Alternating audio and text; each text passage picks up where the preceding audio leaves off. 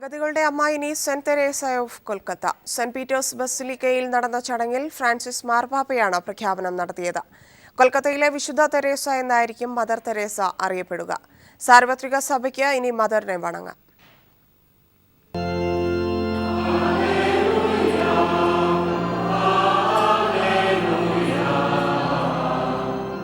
കരുണാമയനായ പിതാവിനെ പോലെ എന്നർത്ഥം വരുന്ന ലത്തീൻ ഭാഷയിലുള്ള കാരുണ്യഗീതം ആലപിച്ചുകൊണ്ടാണ് ചടങ്ങുകൾ ആരംഭിച്ചത്. കാരുണ്യഗീതാലാപനത്തിനിടെ ഫ്രാൻസിസ് മാർപ്പാപ്പയും വിശുദ്ധരുടെ നാമകരണത്തിനുള്ള വത്തിക്കാൻ തിരുസംഘം അധ്യക്ഷൻ കർദിനാൾ ആഞ്ചലോ മാത്തോയും സെന്റ് പീറ്റേഴ്സ് ബസിലിക്കയുടെ മുന്നിൽ തയ്യാറാക്കിയിട്ടുള്ള പ്രത്യേക വേദിയിലെത്തി. തുടർന്ന് കൽക്കട്ടയിലെ തെരേസ എന്നു പേരുള്ള സന്യാസിനിയെ വിശുദ്ധരുടെ ഗണത്തിൽ ചേർക്കാൻ കർദിനാൾ ആഞ്ചലോ മാത്തോ മാർപ്പാപ്പയോട് അഭ്യർത്ഥിച്ചു. മദർ തെരേസയുടെ ജീവചരിത്രക്കുറിപ്പും മാർപ്പാപ്പയ്ക്ക് കൈമാറി. ഇതിനുശേഷമാണ് മദർ തെരേസയെ കൊൽക്കത്തയുടെ വിശുദ്ധ തെരേസയായി മാർപ്പാപ്പ പ്രഖ്യാപിച്ചത്.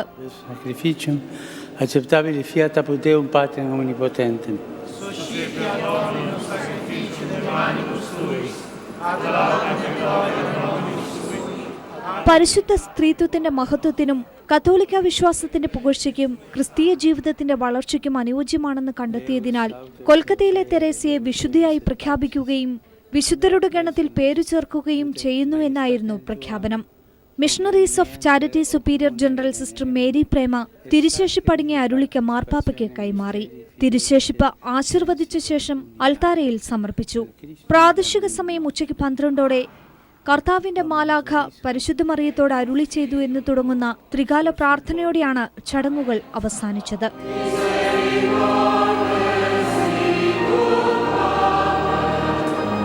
News desk. മദർ തെരേസയുടെ പ്രധാന പ്രവർത്തന മേഖല മുഖ്യമായും കൊൽക്കത്ത നഗരം തന്നെയായിരുന്നു. ജാതിമത ഭേദമന്യേ നഗരത്തിലെ അവശരുടെയും അനാഥരുടെയും അത്താണിയായിരുന്നു മദർ. കൊൽക്കത്തയിലെ തെരുവോരങ്ങളിലായിരുന്നു മദർ തെരേസ ദൈവത്തെ കണ്ടത്. പൊട്ടിപ്പൊളിഞ്ഞ തെരുവുകളിലെ പുഴുവരിക്കുന്ന കുഷ്ഠരോഗികളും അനാഥത്വം പേർന്ന കുഞ്ഞുമുഖങ്ങളും സിസ്റ്റർ തെരേസയുടെ ജീവിതത്തിന്റെ ഭാഗമായപ്പോൾ ലോകം അവരെ ആദരവോടെ അഗതികളുടെ അമ്മ എന്ന് വിളിച്ചു. വിളികൾക്കും വിശേഷണങ്ങൾക്കും അപ്പുറമായിരുന്നു കൊൽക്കത്തയ്ക്ക് മദർ തെരേസ.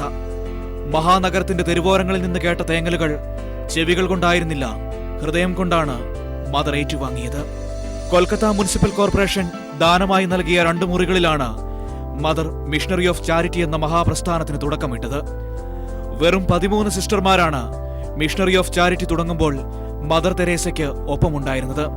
എന്നാൽ ഇപ്പോഴത് 5000-ലേറെ സിസ്റ്റർമാരുള്ള മഹാപ്രസ്ഥാനമായി, ഒന്നുമില്ലാത്തവന്റെ അവസാന ആശ്രയമായി ലോകമെങ്ങും പടർന്നു കിടക്കുന്നു.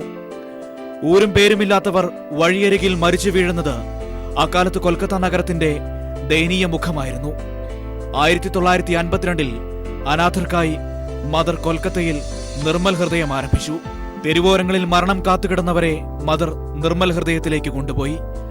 അനാഥ കുഞ്ഞുങ്ങൾക്കായി ശിശുഭവനും കുഷ്ഠരോഗികൾക്കായി ശാന്തിനഗറും ആരംഭിച്ചതോടെ കൊൽക്കത്ത എന്ന മഹാനഗരം പൂർണ്ണമായും കനിവിന്റെ അമ്മയുടെ കാരുണ്യം അറിയുകയായിരുന്നു. സമ്പന്നതയുടെ പളപളപ്പിൽ ജീവിക്കുന്നവർക്ക് അത്ഭുതമായിരുന്നു മദർ തെരേസയുടെ ജീവിത വഴികൾ. $10 ലക്ഷം തന്നാലും കുഷ്ഠരോഗിയെ ഞാൻ കൈകൊണ്ട് തൊടുകയില്ലെന്ന് പറഞ്ഞ കോടീശ്വരനോട് മദർ പറഞ്ഞത്, എനിക്ക് $1 പോലും നിങ്ങൾ നൽകണ്ട, പക്ഷേ ഞാൻ അവരെ എന്റെ നെഞ്ചോട് ചേർത്ത് നിർത്തും, കാരണം അവർ എന്റെ മക്കളാണെന്നായിരുന്നു. അൽബേനിയയിൽ ജനിച്ച ആഗ്നസ് എന്ന സാധാരണ കന്യാസ്ത്രീ ലോകത്തോളം വളർന്നത് കൊൽക്കത്തയുടെ മനസ്സിലൂടെയാണ്. അതുകൊണ്ട് തന്നെ വിശുദ്ധയായി പ്രഖ്യാപിക്കുമ്പോൾ ലോകം അവരെ ആദരവോടെ വിളിക്കും കൊൽക്കത്തയുടെ വിശുദ്ധയായ തെരേസയെന്ന്. News desk. ബാലചന്ദ്രൻ ചുള്ളിക്കാടിന്റെ പ്രശസ്തമായ ഒരു കവിതയുണ്ട്. മദർ തെരേസയുടെ ത്യാഗോജ്വലമായ ജീവിതമാണ് ഈ കവിതയുടെ പ്രമേയം. ഒപ്പം ഇന്ത്യയിലെ അവരുടെ പ്രവർത്തനകാലം മുതൽ RSSഉം സംഘപരിവാർ ശക്തികളും അവർക്കെതിരെ നടത്തിയ ദുരാരോപണങ്ങൾക്കുള്ള മറുപടി കൂടിയായിരുന്നു ചുള്ളിക്കാടിന്റെ കവിത. വാക്കുകൾ വെറുപ്പിന്റെ തീതുപ്പുന്ന കാലത്തായിരുന്നു ആ കവിത പിറന്നത്. ഒരു വാരികയുടെ താളിൽ ബാലചന്ദ്രൻ ചുള്ളിക്കാട് കോറിയിട്ട വരികളിൽ ഒരു വെളിച്ചത്തിന്റെ ലോകം തുടിച്ചു നിന്നു. മദർ തെരേസയെ ചാരവനിതയായും മതപരിവർത്തനത്തിന്റെ വക്താവായും ചിത്രീകരിച്ച കാവ്യഭീകരതയുടെ കറുത്ത മുഖപടം വലിച്ചു കീറുകയായിരുന്നു കവി. മദർ തെരേസയ്ക്ക് മരണമുണ്ടെങ്കിൽ എന്ന കവിത ഫാസിസ്റ്റ് ശക്തികൾക്കെതിരായ മലയാളത്തിന്റെ കരുത്തുറ്റ അക്ഷര പ്രതിരോധമായി മാറുകയായിരുന്നു. നരബലി കൊണ്ട് കുരുതിയാടുന്ന രുധിരകാളിതൻ പുരാണഭൂമിയിൽ പരദേശത്ത് നിന്നൊരു പിറാവു പോൽ പറന്നുവന്നതാം പരമസ്നേഹമേ എന്നു തുടങ്ങുന്ന വരികളിൽ നൂറ്റാണ്ടുകളായി സനാതനധർമ്മം പുലരുന്നു എന്ന് നാം ഊറ്റം കൊള്ളുന്ന ആർഷഭാരതത്തിന്റെ യഥാർത്ഥ മുഖം വരച്ചു കാട്ടുന്നുണ്ട് കവി. ജാതിയും മതവും നോക്കാതെ തെരുവിന്റെ സന്തതികളാകേണ്ടി വന്നവരെ ഇരു കൈയും നീട്ടി സ്വീകരിക്കുന്ന മാതൃസ്നേഹത്തിന്റെ മഹനീയ ഭാവത്തിനു നേരെ തിരസ്കാരത്തിന്റെ വിദ്വേഷം രചിക്കുന്ന പുതിയ സാംസ്കാരിക പ്രവാചകരെ ഒരു ചുള്ളിക്കം പൊടിച്ച് പൊതിര തല്ലി ഓടിക്കുന്നുണ്ട് ഈ കവിതയുടെ അന്ത്യത്തിൽ ബാലചന്ദ്രൻ ചുള്ളിക്കാട്. അത് ഇങ്ങനെയാണ്: മഹാപരിത്യാഗം മറന്ന ഭാരതം മദർ തെരേസയെ മറക്കുമെങ്കിലും മദർ തെരേസയ്ക്ക് മരണമുണ്ടെങ്കിൽ മരണമല്ലയോ മഹിത ജീവിതം. Cultural desk. ത്യാഗോജ്വല ജീവിതത്തിന്റെ പ്രതീകം മദർ തെരേസ കൊൽക്കത്തയിലെ വിശുദ്ധ തെരേസയാകുമ്പോൾ ഭാരതസഭയ്ക്ക് ഇത് അഭിമാന നിമിഷമാണ്. അൽഫോൺസാമയ്ക്കും ചാവറ കുര്യാക്കോസ് ഏലിയാസ് അച്ഛനും ഏവുപ്രാസമ്മയ്ക്കും ശേഷം ഭാരതത്തിലെ 9ാമത്തെ വിശുദ്ധയാണ് കൊൽക്കത്തയുടെ Teresa.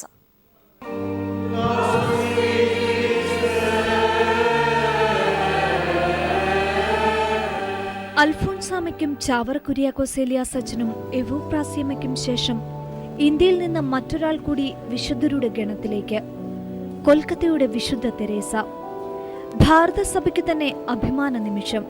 Saint Thomas, saint Francis Xavier, saint Gonsalo Garcia, saint John de Britto, saint Joseph Vaz എന്നിവരാണ് ഭാരതത്തിലെ മറ്റു വിശുദ്ധർ. അൽഫോൺസാമയുടെയും എവുപ്രാസ്യമ്മയുടെയും ജീവിതം കന്യകാലയത്തിനുള്ളിലും ചാവറയച്ചന്റെ പ്രവർത്തന മേഖല കേരളത്തിനുള്ളിലും ഒതുങ്ങി നിന്നുവെങ്കിൽ മദർ തെരേസയുടെ കർമ്മ മേഖല ലോകവ്യാപകമായിരുന്നു. അതുകൊണ്ട് തന്നെയാവണം ലോകത്തിന്റെ വിവിധ ഭാഗങ്ങളിൽ നിന്നും വത്തിക്കാനിലേക്ക് പ്രളയജലം പോലെ ജനം ഒഴുകിയെത്തിയതും. അഗതികൾ മാത്രമല്ല, ലോകത്തിലെ അതിപ്രധാനപ്പെട്ട പലരും എത്തിയിരുന്നു ആത്മീയതയുടെ ലാളിത്യം കൊണ്ട് നിറഞ്ഞ മദറിന്റെ നാമകരണ ചടങ്ങിൽ.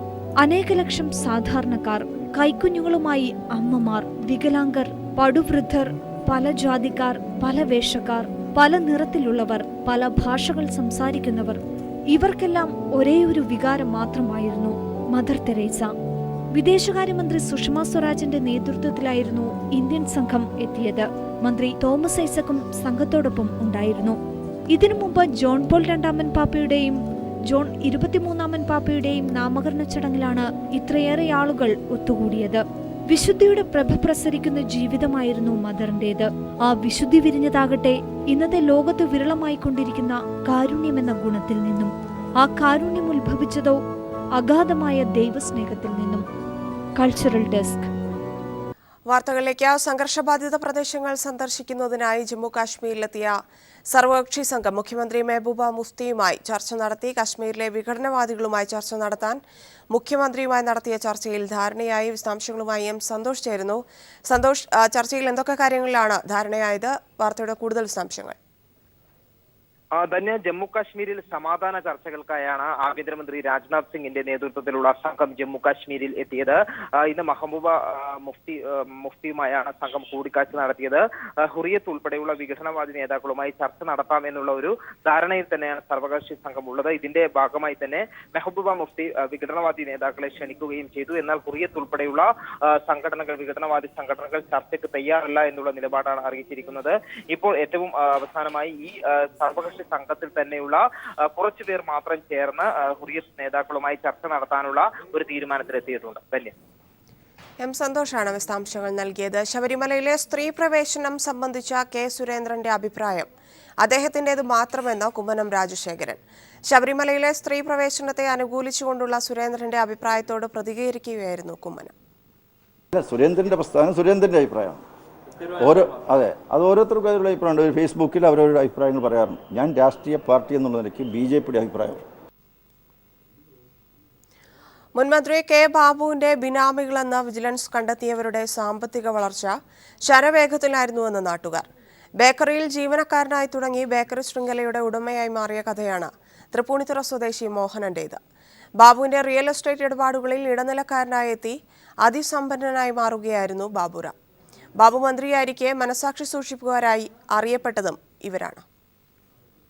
റോയൽ ബേക്കറി ഗ്രൂപ്പ് ഉടമ തൃപ്പൂണിത്തുറ സ്വദേശി മോഹനൻ, റിയൽ എസ്റ്റേറ്റ് ഇടപാടുകാരനും ഫിനാൻസ് സ്ഥാപന ഉടമയുമായ കുമ്പള സ്വദേശി ബാബുറാം. മുൻ മന്ത്രി ബാബുവിന്റെ ബിനാമികളെന്ന് വിജിലൻസ് കണ്ടെത്തിയ ഇരുവരുടെയും സാമ്പത്തിക വളർച്ചയുടെ കഥ അറബിക്കഥയെ വെല്ലുന്നതായിരുന്നു. ഭാര്യാബന്ധുവിന്റെ ബേക്കറിയിൽ ദിവസക്കൂലിക്ക് ജോലിക്കാരനായാണ് തലശ്ശേരിയിൽ നിന്നും വർഷങ്ങൾക്ക് മുമ്പ് മോഹനൻ തൃപ്പൂണിത്തുറയ്ക്ക് വണ്ടി കയറിയത്. ഇന്ന് എറണാകുളം നഗരമധ്യത്തിലടക്കം നിരവധി ബേക്കറികൾ സ്വന്തമായുണ്ട്. തൃപ്പൂണിത്തുറയിൽ 6 കൂടാതെ ഷേണായിസ് ജംഗ്ഷൻ, ഹൈക്കോടതി ജംഗ്ഷൻ, കോലഞ്ചേരി, പുത്തൻകുരിശ്, ഇങ്ങനെ നീളുന്നു ആ പട്ടിക. ഓരോന്നിനും കെട്ടിടപ്പകിടിയും ഫർണിഷിങ്ങും ഉൾപ്പെടെ ലക്ഷങ്ങൾ മുടക്കിയിട്ടുണ്ട്. എല്ലായിടത്തും ജീവനക്കാർക്ക് താമസിക്കാൻ സ്വന്തം കെട്ടിടങ്ങൾ, സഞ്ചാരം മുന്തിയ ഇനം ആഡംബര കാറുകളിൽ. ഈ വളർച്ച കൗതുകത്തോടെയാണ് നാട്ടുകാർ കണ്ടുനിന്നത്. ഒരു വർഷത്തിനുള്ളിൽ കൊച്ചി നഗരത്തിൽ 50 ബേക്കറികളെന്നതായിരുന്നു റോയൽ ഗ്രൂപ്പിന്റെ ലക്ഷ്യം. ഇതിനിടെയാണ് വിജിലൻസ് അന്വേഷണം ബിനാമികളിലേക്ക് തിരിഞ്ഞത്. കെ ബാബുവിന്റെ സ്വന്തം ആൾ എന്ന നിലയ്ക്കാണ് ഇയാൾ നാട്ടുകാർക്കിടയിൽ അറിയപ്പെടുന്നത്. ഇതിൻ്റെ ഓണർ വേറൊരു ബേക്കറിയുടെ ഉടമസ്ഥൻ്റെ ഡ്രൈവറായിട്ട് ഇവിടെ വന്നാണ്. പിന്നീട് ഇത് തുടങ്ങിയ പിന്നെ പല സ്ഥലത്തും പെട്ടെന്ന് കുറേ ബേക്കറികളും ഫുഡ് കോർട്ടൊക്കെ സ്ഥാപിച്ചിട്ടുണ്ട്. പല സ്ഥലങ്ങളായിട്ട് ബ്രാഞ്ചസ് ഉണ്ട്. അതിൻ്റെ അത് വളർച്ച ഭയങ്കര പെട്ടെന്നായിരുന്നു ഇതിന് ശേഷം. നെട്ടൂർ സ്വദേശിയായ ബാബുറാം VIP-കളുടെ സ്ഥലമിടപാടുകളുടെ ഇടനിലക്കാരനായാണ് ഏതാനും വർഷങ്ങൾക്ക് മുമ്പ് നഗരത്തിലെത്തുന്നത്. ബാബുവുമായുള്ള സൗഹൃദം ഇയാളെയും കോടീശ്വരനാക്കി. കൊട്ടാര സദൃശമായ വീടും കോടികളുടെ ആസ്തിയുള്ള ധനകാര്യ സ്ഥാപനവും ഇന്ന് സ്വന്തമായുണ്ട്. ഇരുവരെയും ചുറ്റിപ്പറ്റിയുള്ള അന്വേഷണം തങ്ങളെ കൊണ്ടെത്തിച്ചത് മുൻമന്ത്രി ബാബുവിലാണെന്ന് വിജിലൻസ് പറയുന്നു. ബാബുവുമായി അടുത്ത ബന്ധമുള്ള ശരവേഗത്തിൽ കോടീശ്വരന്മാരായ മറ്റു ചിലരെക്കുറിച്ചും വിജിലൻസ് അന്വേഷണം ആരംഭിച്ചിട്ടുണ്ട്. സാലി മുഹമ്മദ്, കൊച്ചി. മുൻമന്ത്രി കെ ബാബുവിനെതിരെയുള്ള വിജിലൻസ് നടപടികളെക്കുറിച്ച് 2ാം ദിവസവും KPCC പ്രസിഡന്റ് VM സുധീരന് മൗനം. കോഴിക്കോട് നാദാപുരത്ത് കൊല്ലപ്പെട്ട അസ്ലമിന്റെ വീട് സന്ദർശിച്ച ശേഷം VM സുധീരനോട് വിഷയത്തിൽ മാധ്യമപ്രവർത്തകർ പ്രതികരണം ആരാഞ്ഞപ്പോൾ അദ്ദേഹം മൗനം പാലിക്കുകയായിരുന്നു. ബാർക്കോഴ ഇടപാടുമായി ബന്ധപ്പെട്ട് നേരത്തെ VM സുധീരൻ കെ ബാബുവിനെതിരെ ഉറച്ച നിലപാടെടുത്തിരുന്നു. ആരോപണ വിധേയനായ ബാബുവിന് നിയമസഭാ തെരഞ്ഞെടുപ്പിൽ സീറ്റ് നൽകരുതെന്ന് സുധീരൻ ആവശ്യപ്പെട്ടിരുന്നെങ്കിലും ഉമ്മൻചാണ്ടിയുടെ കർശന നിലപാട് മൂലമാണ് ബാബുവിന് വീണ്ടും സീറ്റ് ലഭിച്ചത്. ഈ വിഷയത്തിൽ കോൺഗ്രസിലെ A ഗ്രൂപ്പും സുധീരനും തമ്മിലുള്ള ഭിന്നത പരസ്യമാണ്. അതുകൊണ്ടുതന്നെ വിജിലൻസ് ഇപ്പോൾ ബാബുവിനെതിരെ കൈക്കൊള്ളുന്ന നടപടികൾക്ക് മേലുള്ള KPCC അധ്യക്ഷന്റെ നിലപാട് നിർണായകമാണ്. ഈ വിഷയത്തിൽ ഇന്നലെ മൗനം പാലിച്ച സുധീരൻ ഇന്നെങ്കിലും നിലപാട് വ്യക്തമാക്കുമെന്ന് കരുതി മാധ്യമപ്രവർത്തകർ അദ്ദേഹത്തെ സമീപിച്ചപ്പോൾ പ്രതികരണം ഇങ്ങനെയായിരുന്നു. അല്ല, അസ്ലമിന് നേരെ നടന്നത് യഥാർത്ഥത്തിൽ പകപോക്കലാണ്. യഥാർത്ഥത്തിൽ കോടതി വെറുതെ വിട്ട അസ്ലമിനെ പാർട്ടി കോടതി ശിക്ഷിക്കുക. സുധീരന്റെ മൗനം ബാബുവിനെതിരെയുള്ള വിജിലൻസ് നടപടികൾക്ക് നൽകുന്ന പിന്തുണയായാണ് രാഷ്ട്രീയ വൃത്തങ്ങൾ വ്യാഖ്യാനിക്കുന്നത്. സുധീരന്റെ നിലപാടിൽ A ഗ്രൂപ്പിന് ശക്തമായ അമർഷമുണ്ട്. തിരഞ്ഞെടുപ്പിന് ശേഷം കലുഷിതമായ കോൺഗ്രസ് രാഷ്ട്രീയത്തെ കെ ബാബുവുമായി ബന്ധപ്പെട്ട പുതിയ സംഭവവികാസങ്ങൾ കൂടുതൽ സങ്കീർണമാക്കിയേക്കും. News bureau, Kozhikode.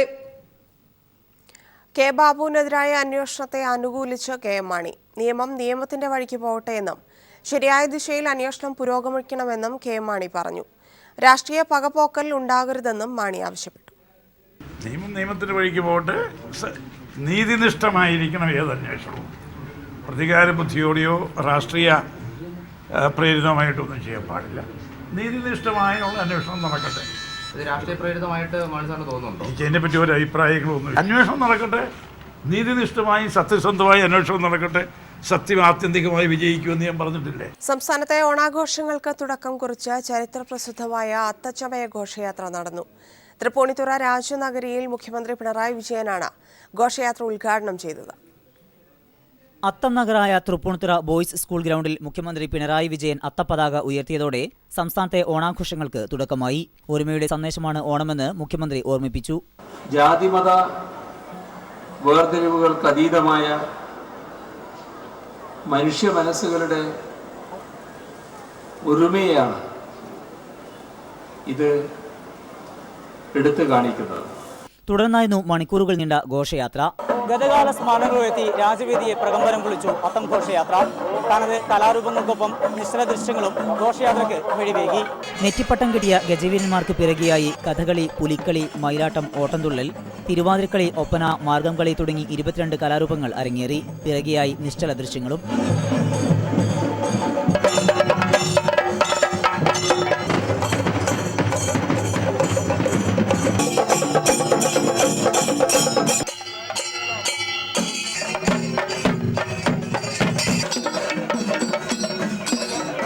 പതിനായിരങ്ങളാണ് അത്തച്ചമയ ഘോഷയാത്രയിൽ പങ്കെടുക്കാനും ആസ്വദിക്കാനുമായി എത്തിയിരുന്നത്.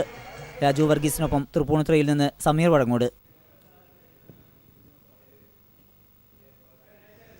ദക്ഷിണേന്ത്യയിലെ പ്രമുഖ വസ്ത്ര വ്യാപാര ശൃംഖലയായ നല്ലി സിൽക്സിന്റെ ഷോറൂം കൊച്ചിയിൽ പ്രവർത്തനം ആരംഭിച്ചു. Nalli group chairman doctor Kuppuswamy Chettiar showroom ഉദ്ഘാടനം ചെയ്തു. ഇടപ്പള്ളി ഗ്രാൻഡ് മാളിലാണ് നല്ലി സിൽക്സ് ഷോറൂം പ്രവർത്തനം ആരംഭിച്ചിരിക്കുന്നത്.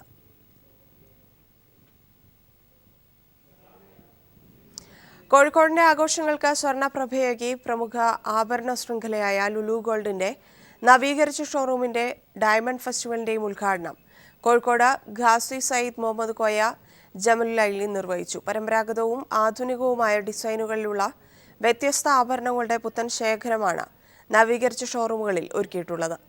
വജ്രാഭരണങ്ങളുടെ വിപുലമായ ശേഖരണത്തിന് മാത്രമായി 2 നിലകൾ ഷോറൂമിൽ ഒരുക്കിയിട്ടുണ്ട്. ലുലു ഗോൾഡിന്റെ 3ാം വാർഷികാഘോഷത്തിന്റെ ഭാഗമായി നിരവധി സമ്മാന പദ്ധതികളും ഉപഭോക്താക്കൾക്കായി ഏർപ്പെടുത്തിയിട്ടുണ്ട്. തിരുവനന്തപുരം ശാന്തിഗിരി ആശ്രമം സ്ഥാപക ഗുരുവിന്റെ നവതി ആഘോഷങ്ങളോടനുബന്ധിച്ചുള്ള നവതി സമ്മേളനം ഇന്ന് നടക്കും. വൈകിട്ട് കേന്ദ്രമന്ത്രി രാജീവ് പ്രതാപ് സമ്മേളനം ഉദ്ഘാടനം ചെയ്യും. നവതി പുരസ്കാരം നാളെ നടൻ മമ്മൂട്ടിക്ക് സമ്മാനിക്കും. തിരുവനന്തപുരം ശാന്തിഗിരി ആശ്രമത്തിന്റെ സ്ഥാപകൻ നവജ്യോതി ശ്രീ കരുണാകര ഗുരുവിന്റെ നവതി ആഘോഷങ്ങൾ ആശ്രമത്തിൽ വിപുലമായ പരിപാടികളോടെയാണ് നടക്കുന്നത്. കഴിഞ്ഞ മാസം 30-ന് ഉപരാഷ്ട്രപതി ഹമീദ് അൻസാരിയാണ് നവതി ആഘോഷത്തിന്റെ ഉദ്ഘാടനം നിർവഹിച്ചിരുന്നത്. പിന്നീടുള്ള 5 ദിവസങ്ങളിൽ പ്രമുഖ വ്യക്തികൾ പങ്കെടുത്ത ശാന്തി സംഗമങ്ങൾ നടന്നു.